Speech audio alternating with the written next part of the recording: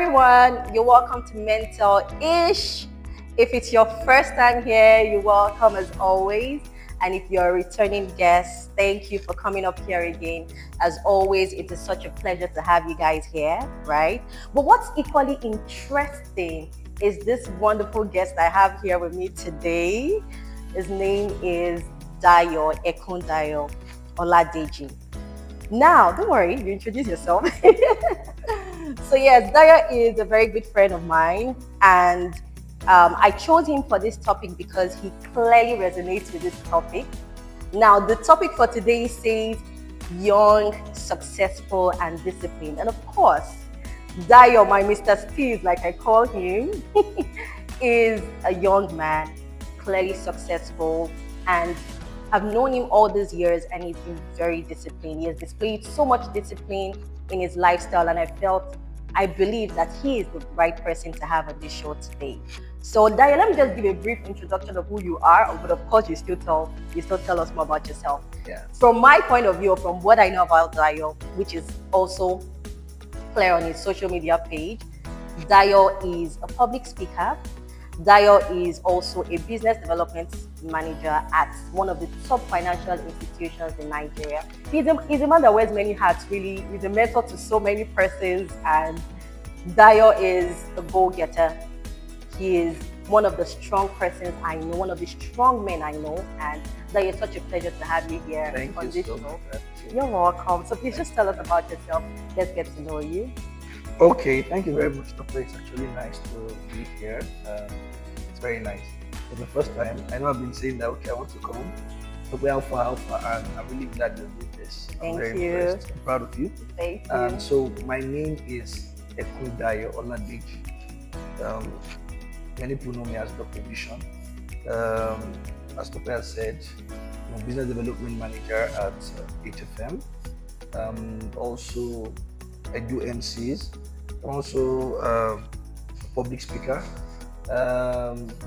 And also I am into different, teenage ministries where I try to, help teenagers, to mentor them with my experience. Basically, that's just it about. Okay, thank you for the brief introduction. Yeah. So now let's get right into the topic of today. Now the topic is young, successful, and disciplined. Very interesting topic, I must say. Yeah, I think so. Very important. Yeah. Dayo, you are a Christian. I mean, not just the word Christian like people say. Like your lifestyle is really Christ-like. From my point of view, I'm someone who is, at least I know you to some extent, and this is a trait that you display easily. Apart from that, I see your discipline.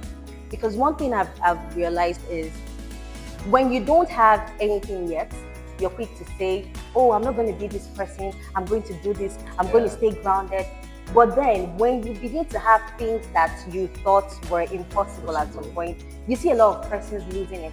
You see a lot of persons becoming persons that they were not. And people are like, I didn't know you had this trait, or I didn't know you could be like this. And then you hear this Yoruba adage that says, you really don't know the attitude of someone until they come into their being, until they become, until they start having money, wealth, and success.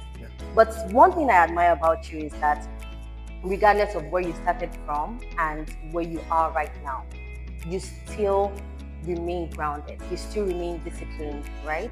So I would like you to share how you do this. We're going to make this interactive, of course. I'd like you to share how you do this, and also I would also like to inspire a lot of our viewers on how to remain disciplined through their journey in life. And here's the thing. I know the topic says young, successful, and disciplined, but discipline is something you need like for the rest of your life, not just for a particular phase, not just because you are young, you're married, or I think it's a trait, an attribute you should have like carry exactly throughout your lifetime.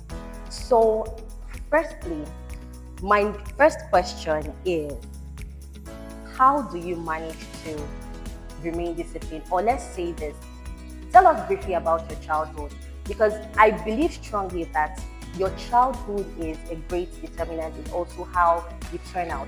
Are there some values you picked up while growing up that makes you this person you are right now? Yeah, thank you very much. First off, thank you very much. I am very humbled by all your remarks.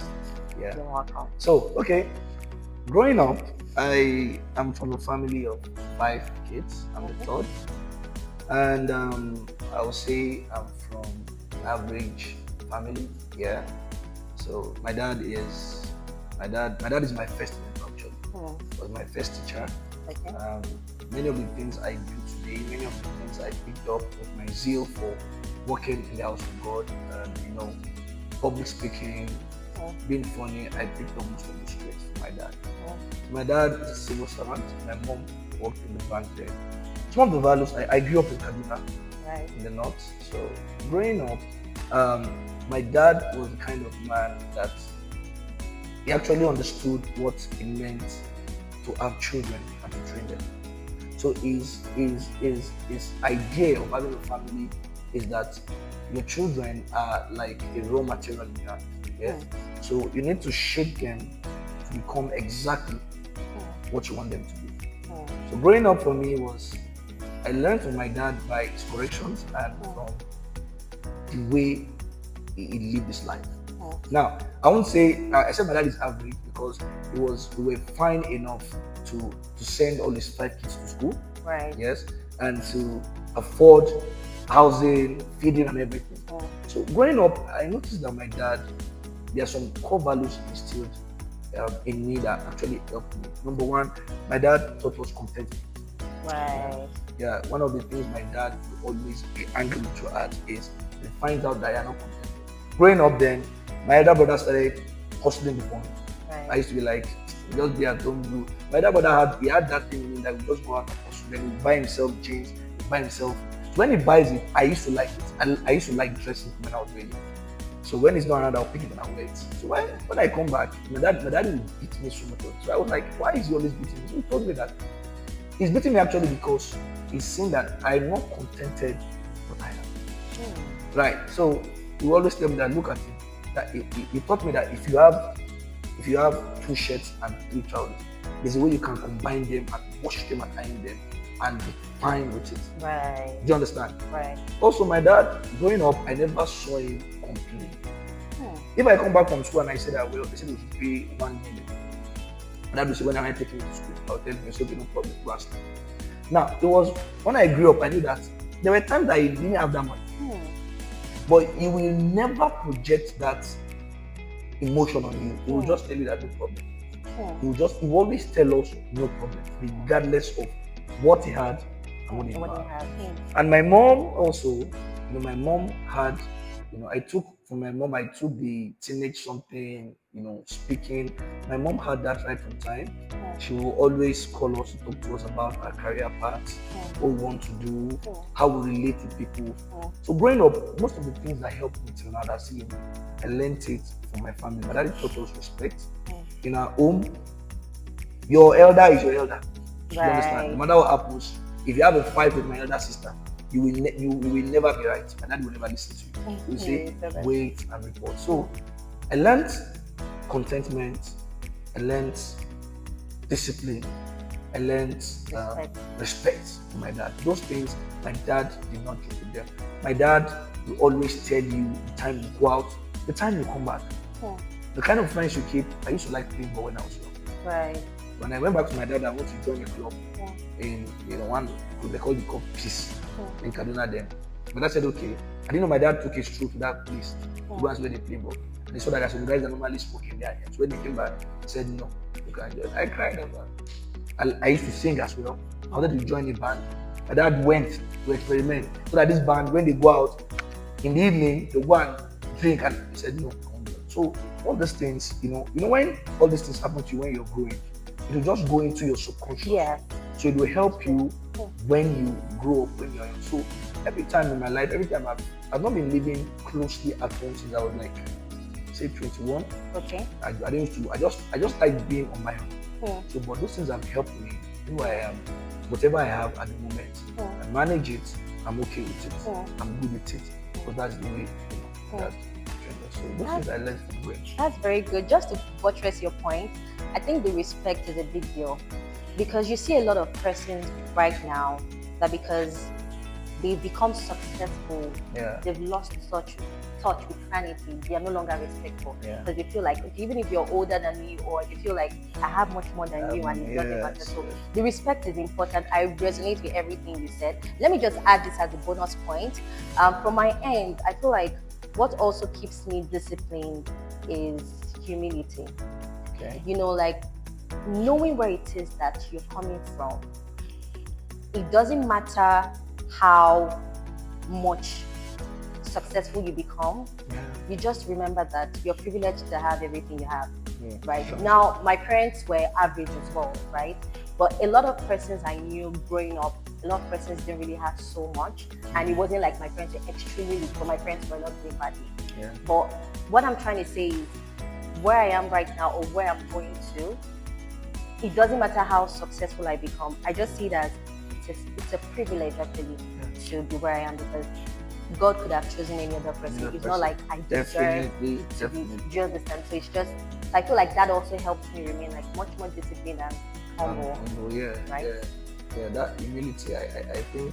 Well, if you come from the kind of background, kind of environment I grew up in, it will teach you a lot. Right. To know actually that in life, and of course, my dad, right from an early age, he introduced. My dad was the first time that introduced me to Christ.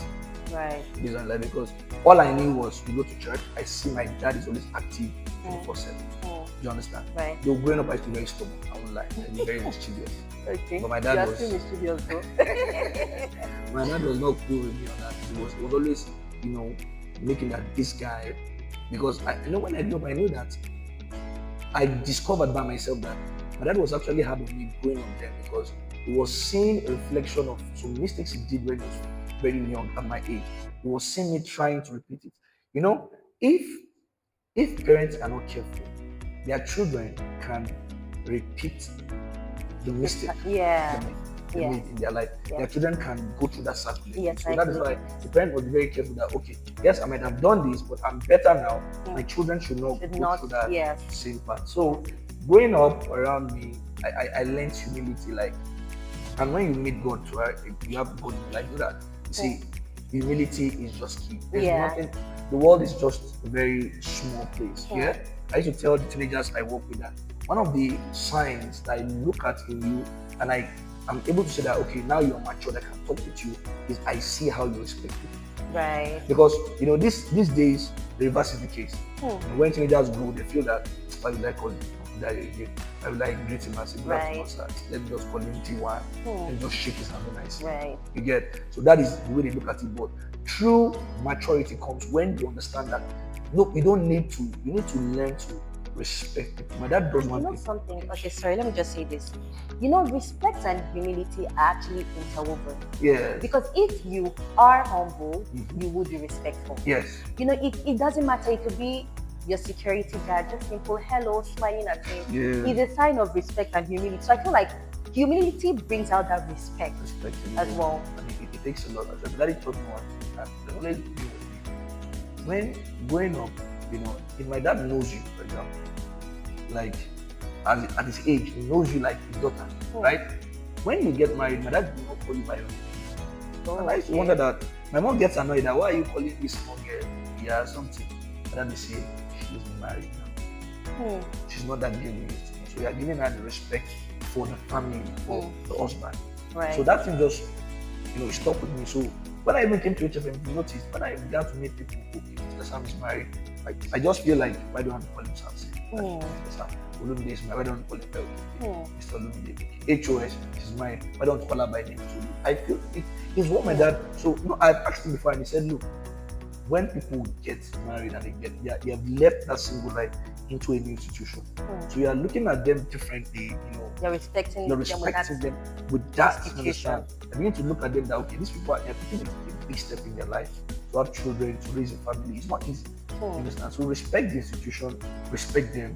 Don't see them as that person you used to know. So humility, respect is key. It will take you to places.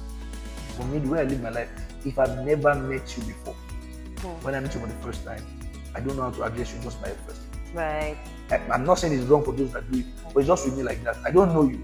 Yeah? I don't know what you do, how old you are. So why do I just see you? I just call you by your first name. I don't believe that. I call you by something until we get to that level where we have been able to, break the ties, and then we are friends. I cannot say, okay, Yeah. my G. So I That's think it good. helps. Wow, that's good. That was quite. So my second question for you, Dayo, is how do you create balance in your life? I mean, like I said earlier, you wear so many hats. Yeah. You have your regular job. You also a public speaker.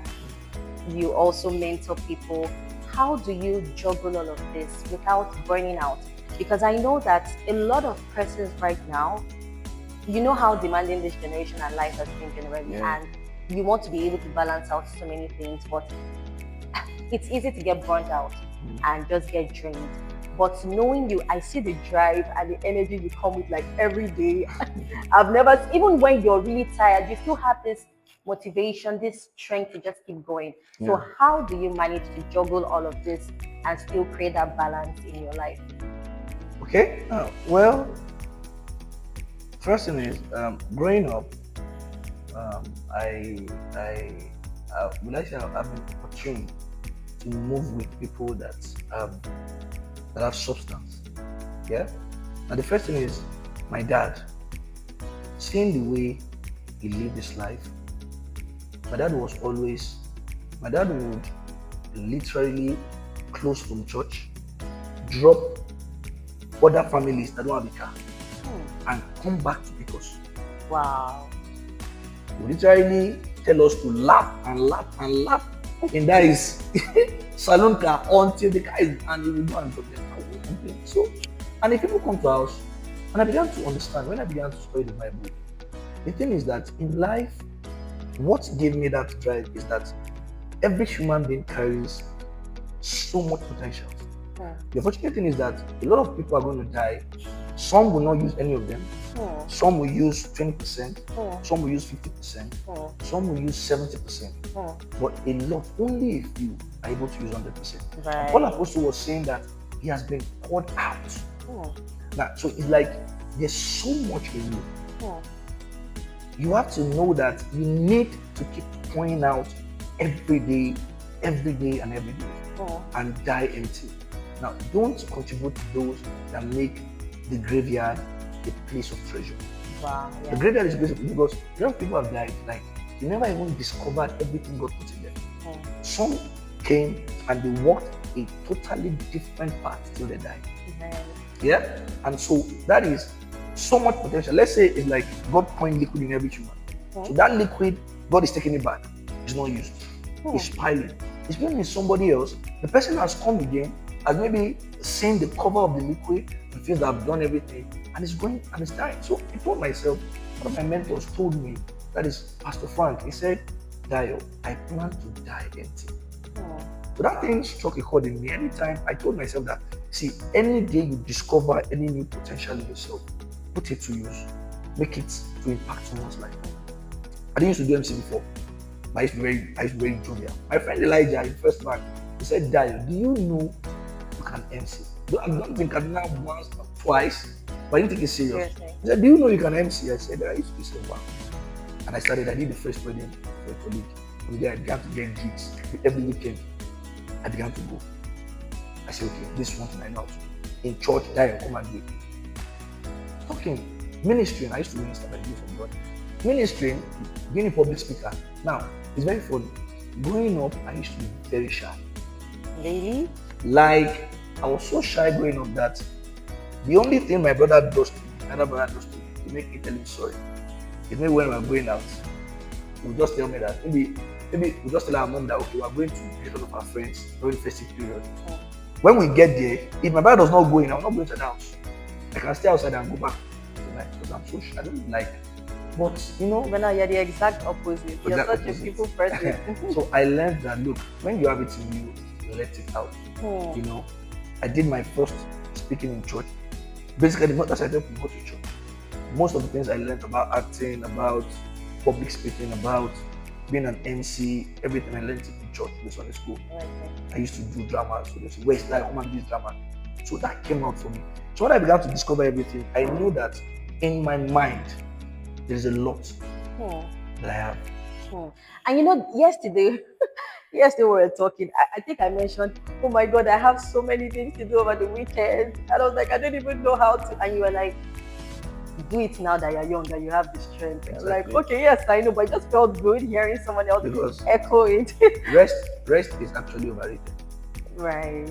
I'm not saying we should not rest, but rest is overrated. The truth is, if we should rest, but not the way the doctor always tell people that you must sleep 8 hours, you must sleep 9 hours. No, and I feel rest is overrated.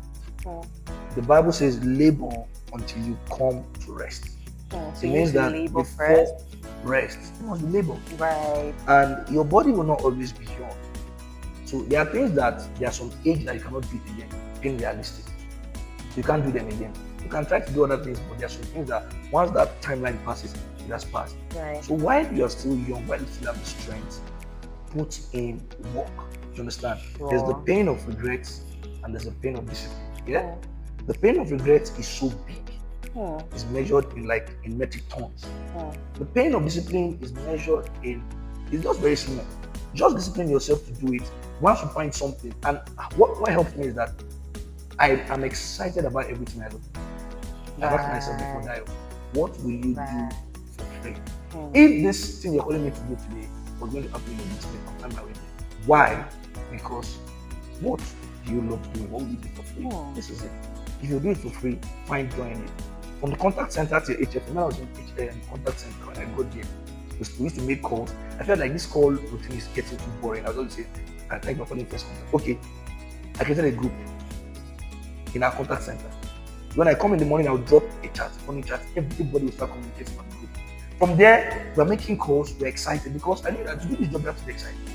So I carry that spirit everywhere with me. That look, my happiness depends on me.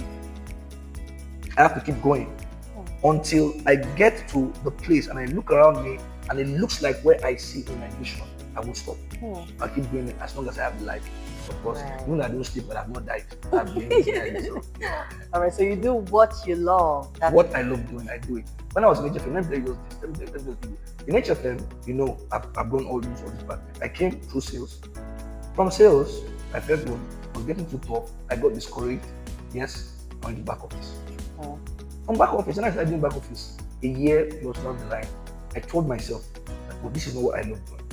I was listening to Fela Jotwe that day on my way to work, and he said that if you're doing a job that you don't love doing, look for a way to start doing what you love doing. And I was asking myself, how do I do it? Fela Jotwe said something that I held on to. He said, don't go and ask to earn more money. Go and meet your boss and ask to do more. The next day, I got to the office. I told Isabella I wanted to see. She said, okay. And that experience made me to understand how people ask Isabella's kid at me. I told him that, sir, I feel back office is not for me. I'm not doing it. I want to do more. He looked at me, said, sit down. He now gave me an option. Do you like to be a market analyst or BD? She said, give me time. I looked at him, BD, I love talking to you. He said, I want BD. He said he actually thought about the same thing. But he wanted you to make the decision. You understand? So find the spot where you are. For example, when I came to HFM, I know everybody for what they do. One of the things that attracted me to it, like, I got me attracted that, look, I said, how does a person sit down and be taking her time to talk to this client? Like, that kind of patience, I feel is just like a gift. Like, okay, maybe Tope has found what she actually likes doing. Do you understand? Yeah, I looked at Funke too, this girl. So if you find what you love doing, you wake up every day. And one thing I like to advise here is, if you're doing a job, if everything you're doing in your life is that job, it'll be a problem. Right. What are you doing outside your 9 to 6 or your 8 to 5? That thing can fuel your passion. I do a lot outside that time, so it fuels my passion. And that's enough. I'm excited that, okay, on Friday I'm going for a program. Right. I'm excited. Yeah. At times I'm excited that we're having a program in church, so it fuels my Creates passion. that excitement. So I think so. Thank you. So my next question for you, Dayo, is the girls. How do you deal with the girls? Now I know Dayo is a fashionista. I call him Mr. Steez. Oh yes, let me cast you. I don't know if you saw my post on lifestyle changes where I mentioned that there's this friend of mine that uses sunscreen and applies it so generously. Yes, this is the friend I was talking about. He is such a fashionista. You need to see his skincare routine. He literally acts like he's a woman in that department. I'm saying all of this to say that he takes his looks very seriously and he grooms himself well. So Dayo, I know that with all of this, I know you're gonna have a lot of women, flocking around you. I mean, apart from even your looks, even your values, your energy, your drive, all of this is definitely going to attract women. So how do you deal with it? How do you deal with it that you've not become a player or like having so many girls around you? How do you deal with it and still maintain discipline amidst all of this? Well, I don't. I just say, okay, one is know yourself. Okay. Know yourself. Okay. Like, I know myself and I don't lie to myself. Yeah. Right.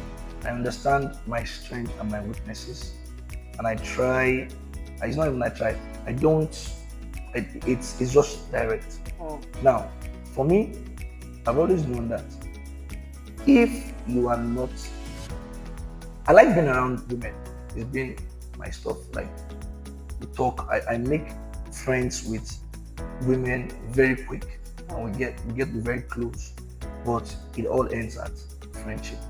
If I'm not saying that I want to go into a relationship, I can play a lot, I can do a lot of play. This is my wife, my this, but of course, we know where to draw the line. Because at the end of the day, being able to restrain yourself in life is what's going to determine how far you go. And one of the greatest things that no man has the capacity to stop. I was telling somebody that in controlling your appetite in life, two very strong appetite, if you can control it, if you can restrain it, I think you can succeed. Okay. Appetite for food and for women, for sex, basically. If you can control yourself in those two areas, then every other thing is very, very simple. Right. It's very, very simple. Right. For food and sex. And the only way I feel that I manage myself is when I go anywhere, maybe I'm in church, we talk, we play, we get to bond. When we live there, you can get carried away at the moment. Maybe you're talking to somebody and you guys just get talking, and then you make plans that, okay, let's take the next step forward. But when you go and you're on your own, you know that, look, I normally ask, I talk to myself, look, do you want to go on with this? Do you want to have a relationship with this person? Do you want to settle down with this person? If my answer is no, I just leave it at what we have discussed. Like there's no point in pursuing or No pushing. point, because it is just the simplest way to do it. Because I know that if I keep going, for example, I don't invite every person to my house, female friends. Not because of pride or anything, but you have to understand yourself. I know myself. You might be there and we'll get carried away. It can happen. Do you understand? And then we end up doing a lot of things that we didn't do. So how do you avoid it? Is know that draw the line. Right. Just draw the line. Right. It is not actually easy. One of the things that is destroying a lot of men is not being able to control yourself with women. At this age, I might say that I respect men so much, respect women. It has gone to a point where you don't even need to have a girlfriend to have access to what a woman can offer you. Right. You don't need to say this person is my girlfriend and ask her out. There are women that want to do a lot of things for you. Likewise, as even as a woman, if you want to be bad, there are so many men that are willing to lie just to please a woman, just to get under her skin. Yeah. So in that kind of life that we are, the best thing you can do for yourself is restrain yourself.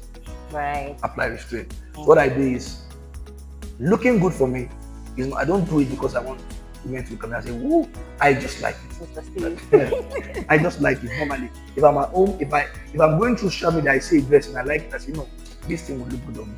Yeah. for my tailor, make this for me. I'm going to drop your Instagram handle here because I'm looking for wife. I don't need to pay. And speaking of Don't looking look for at wife, I want to ask you this next question. This is me throwing you under the bus. The- With all of these qualities, why are you not married yet? Well, it is well, to get married for me Okay. is more than just, I believe that this our age and time, people are just excited about the wedding. Nobody wants to get married actually. Okay. Marriage is a target for many people.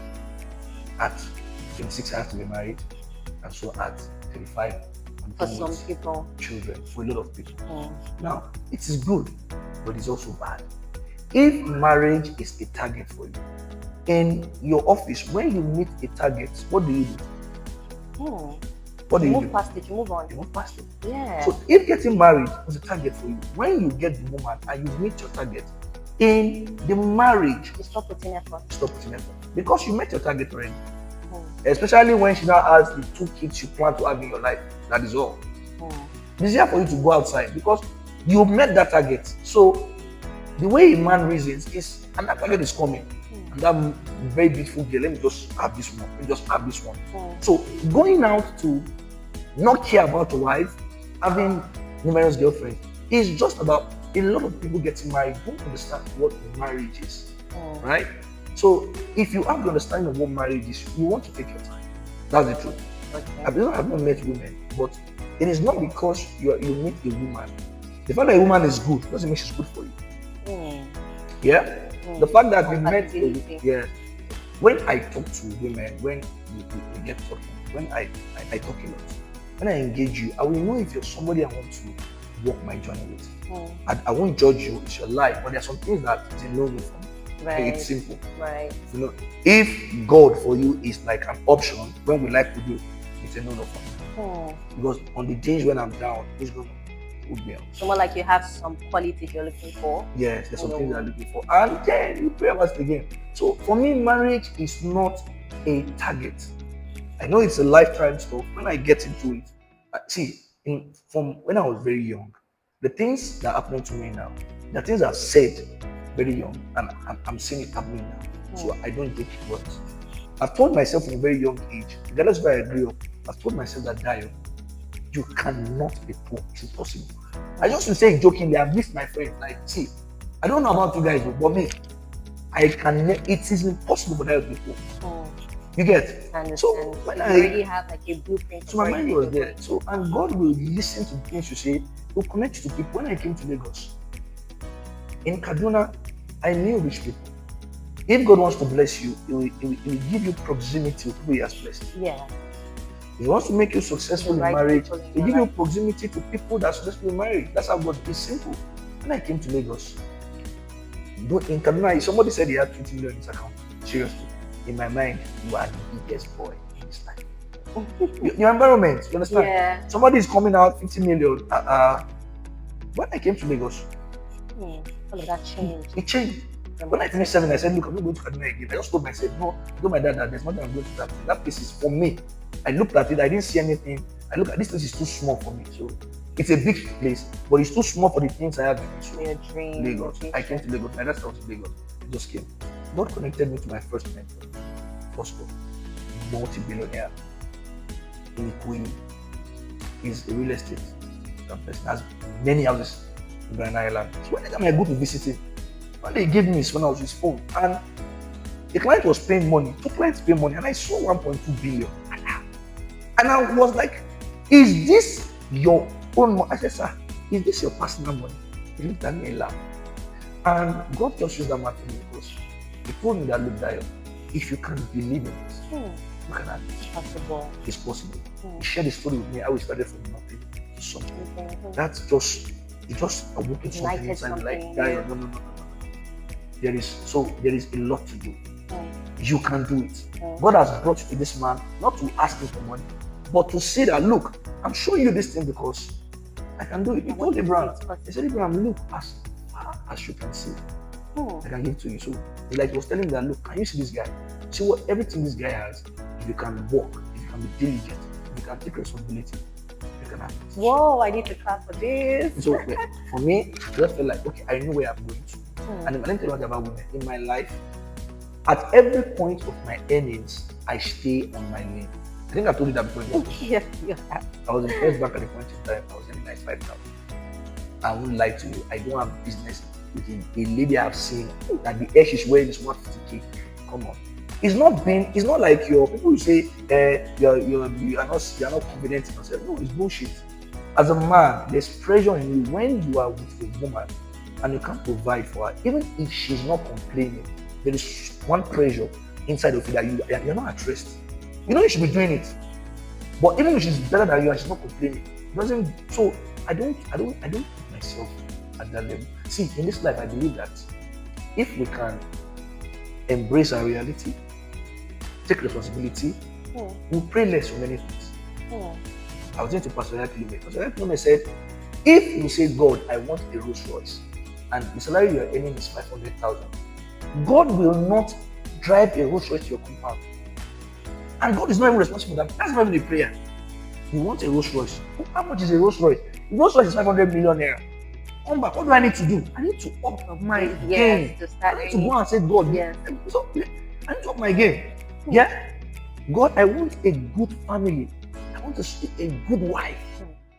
Who are you first? Are you a good man? Yeah, because you are going to attract that person you are. Yeah. So it's about we working on ourselves. I told myself that, look, Dayo, when I was in First Bank at the point in time, when I take this salary, the money is almost finished, I'll borrow money for the next salary. So I told myself that, look, Dayo, salary is small, so you can borrow. But I spoke to my mentor. He said, how much do you save every month? I said, how can I save this money? He said, you're a foolish boy. That's what he said. I went to my promotion. That day, I picked a valuable lesson. When you earn, you must save no matter how much. I changed many things about myself. See, for the longest time, I was staying in a 2-room and I was sharing toilets. You see that toilet? You won't know that. As I look at many young guys that I was staying there, and nobody comes to my house. It is my house, it's not your house. I'm okay. That is what my money can afford. At the time. Yeah. So I will save and delay gratification. Yeah. So with women, at every point in time, even if you are liking me, start talking, I see that your level is so high, let us be friends. Let's not just get to where you now put me under pressure. You understand? Yeah. So when women come, you have to also remind yourself that, number one, you're a Christian, of course. You should always remember that I can't do everything already. Yeah. I have to live my life the way that represents Christ. So you like to take responsibility as a man? Yeah, as a man, also know that I don't want to go deep in a relationship with this girl. How do you respect a woman? It's not just respect her feelings.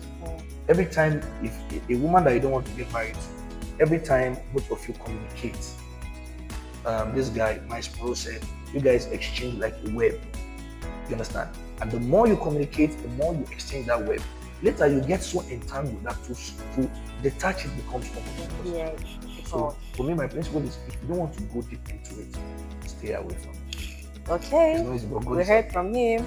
I'm still dropping your Instagram hand because I want you to get married. So my next question is, why do you think discipline or self-discipline is necessary? Excuse me. All right. I think self-discipline, for me, or discipline generally, is doing what is demanded, not what you desire. And everything that the flesh desires, we need to know that the flesh is designed in the way that it will always desire fun, enjoyment, right? No work. Yeah. It's default. Yeah. So it's like a raw material. Yeah. Until the raw material passes through production processing, it still remains, the raw use is little. Yeah. Now, and in the production process of everything, there is no, I don't know, maybe there's a factory where you're producing something, the thing is cold. No. It's always hot. Every process. Most production. So, if you want to be a finished product that the world will consume, you must submit yourself to discipline. One of the easiest ways that one can always grow and succeed in life is when you find out that this thing is tough, do it. When you find out that this thing something is stopping me from doing it, that is the time you should be more focused on doing it. Mm. I want to read this book. Anytime I carry the book, I feel like sleeping. Then you have a challenge. Stand up and stay with that book and read it. There's something you might get from it. Right. I want to pray. Anytime I begin to pray, I begin to doze up. Because things that are good that need to be done, there's something always stopping you from doing them. So that is why this age, a lot of people use different quotes to, to justify what they do. Yeah. And it's the devil that does Justify it. laziness, The devil does a lot. mediocrity. The devil's weapon this age is to help you justify everything that is wrong. Everything you do that is wrong, there's a name for it. So since there's a name for it, it's not wrong. So at the end of the day, if you want to be extraordinary, there's the word extra there. You must put that extra effort. You must learn to tell yourself. I told my teenagers the girls, I was talking to them from age 14 to 19. I said, if you have never told yourself at this your young age that I will get married without having sex, then you will have sex before getting married. Because you were never determined. Yeah, from the start. Yeah. As a young guy too, if you have never told yourself, see, as a young man, when much younger, I looked around. I was coming one day when I was in Kaduna, and I was going home from work, and I saw a woman. She stopped the bus. We entered the bus together. She 3 kids. She was backing one and she was holding 3, and they were sweating. I had to carry one for her. And that I was sad. I was not happy. I paid for her. When I dropped, I told myself that you will never be married, and your wife will take your children into a public market. That has been there for a long time. So I began to work towards it. When I was not there, I was discipline. You understand? You have to tell yourself that these are the things that I will not do. With God Himself, they are the things that we need, they are the things that we desire. God answers our prayers by giving us the things we need. But most times we go back to Him because the things that we actually want and we desire that are not good for us, we keep saying that God, we have not done it. So discipline is just it. A person that is not disciplined, self-disciplined, can never amount to anything because you will do everything and anything. I was going to say that discipline helps create structure and Yes, it also around helps your with life. focus. Because there was a day I was just thinking that why is it that, for instance, I don't know how it is in other parts of the world, but in Nigeria, school students resume at 8 o'clock. And then if you get to school past 8, when we were growing up in primary school, they flog you, right? And then I thought to myself that the reason why you have that time and then students are punished for coming late is to instill punctuality in them. Yes. To instill a structure, right? So already when you're grown, you know that in the mornings you should set out to do something. Yeah. Even if you're not doing 9 to 5, even if you're working on your own, you know in the mornings I should set out to do something. Yeah. So it's also a way of instilling structure in kids and focus. So I think it also helps with that too. Discipline is everything. It's every man needs it. It's restraint. Yes, restraint. Know when to stop. Yeah. But you don't know when to stop on everything. You do everything. You just do anything. You do anything. When you do anything, of course, you don't achieve expect anything. the result. Your result is anything. Exactly. When you know that, look, like for me now, it's not about pride. Attending birthday parties, weddings, going, on hangout, I'm very selective. That's the truth. I ask myself question that, okay, this thing you're going to do, why do you want to do it? What's the benefit? You understand? Being able, I listened to Pastor DW. He said, being able to say no and not feel bad about it. When you get there in your life, you know that things will change for you. Yeah. Be able to say, look, this, no to this. Obviously, I just told me I was going to the bedroom. I was just praying. I was, in my back hand. Then I just told myself that there's something that you want to do that I have not been doing them. You've been procrastinating. And God just told me that, look, build the system around yourself. Get accountability partners. Right. I stepped out, tell some people, let's do this thing together. Always remind me, I'll remind you. And we started already. And then remind me. Accountability partner actually works. It works. Get somebody that you can be accountable to. I always remind you, when I can tell you the truth at any point in time. So it's not easy, I won't lie. But the more, and for Christians, I'll just add this before I stop, is that your self-discipline can be enhanced by God. The Holy Spirit can help you. Yes, the You will Holy not be able to Spirit. help yourself. You have to pray yourself into that point where the Holy Spirit activates in you a desire to stay disciplined to your goals, to stay faithful to doing right, not to deceive yourself, to flee some things and to embrace some things. To give you the strength to pull through. Because it's not always Yes. serious. At times you just say, I'm determined not to be, and before you know it, find yourself doing what you say. It happens a lot. Even when I'm talking, because you're human. I have my own. And when I talk to people, I tell people that, look, even my teenagers, don't look at me as the standard. Yes, you can watch me and emulate something. Yes. But I'm not the standard. Christ is the standard for everyone. Right. Because I have my own struggles even till now. But many times I'm happy because I still have access to pray that God. I know when you get to a point where you are doing some things that are wrong and then your conscience is not judging you, then you have a problem.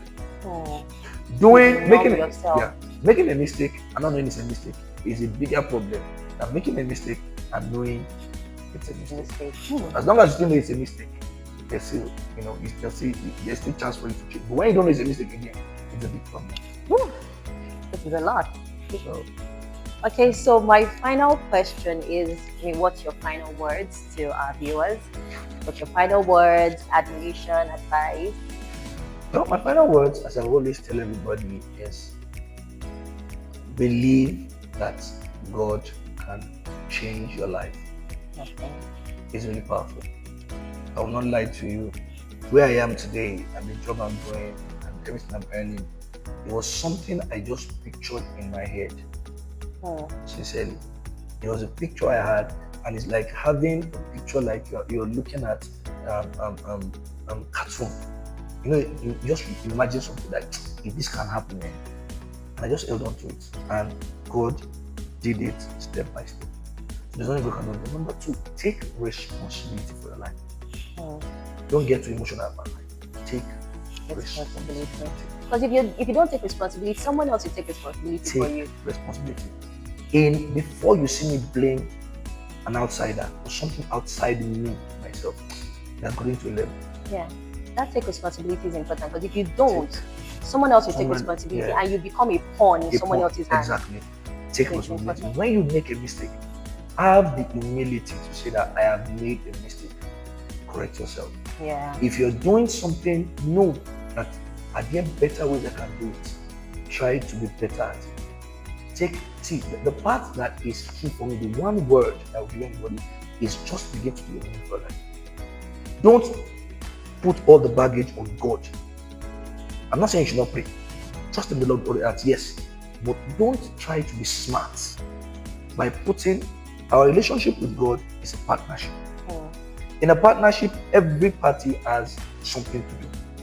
So if God has done his part, you must do your part or you never get it.